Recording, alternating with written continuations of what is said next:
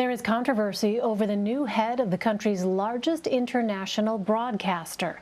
Robert Reilly has been appointed Director of Voice of America. The broadcaster reaches an estimated 280 million people around the world each week, providing news and information in more than 40 languages.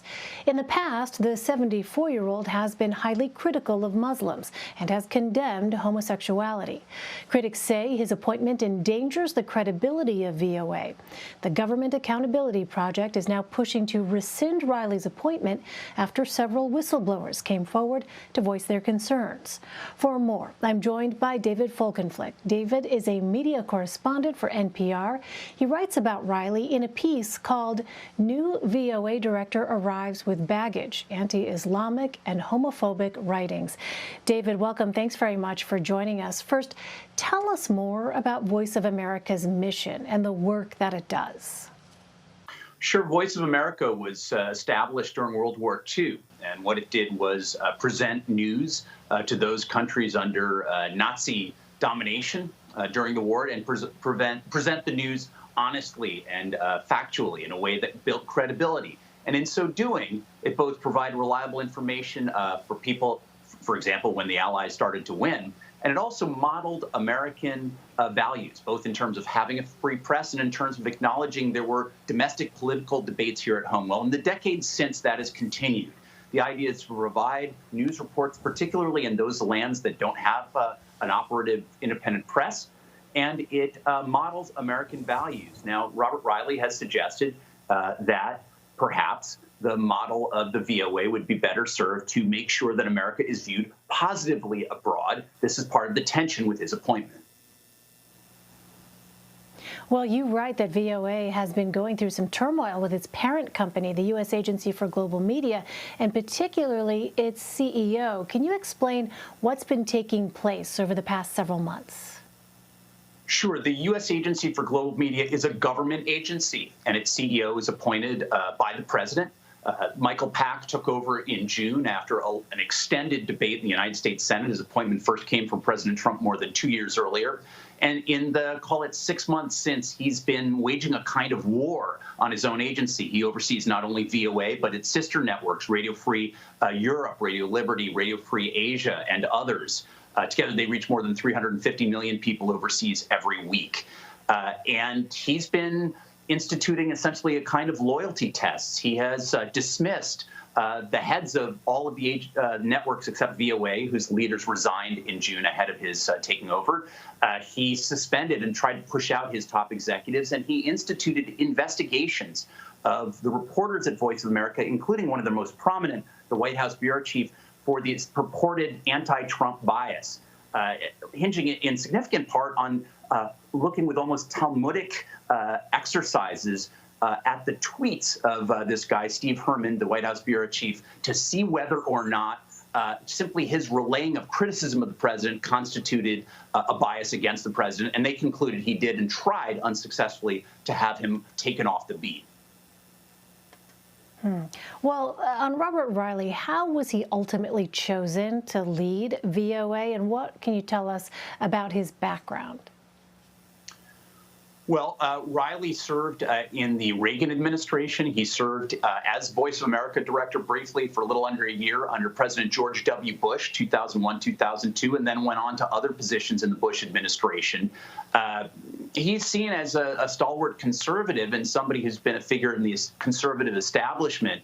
But some of his personal beliefs, stated publicly and frequently, and I must add recently, have struck a lot of objection inside and outside the Voice of America. He's written that Islam basically committed a kind of intellectual suicide over debates that occurred more than a millennia ago within the religion. According to those Muslims and those human rights activists I've talked to, he sort of lumps together, broadly clashing ideologies within the faith of Islam in a way that kind of glosses over major differences that occurs there, and trying to kind of treat a billion people as a monolith. And perhaps equally viscerally, over the years, he's written very disparagingly of gays, and particularly of gay marriage. He says it's a sham.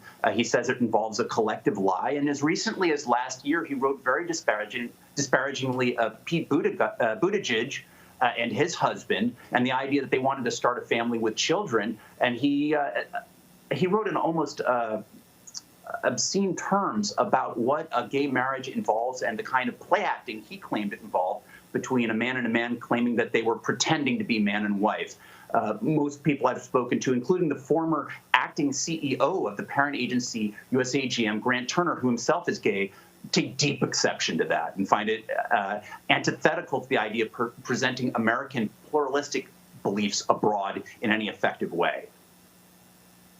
So given those views that you just laid out, then, David, how could Robert Reilly potentially complicate the mission of Voice of America, and what are employees at VOA saying?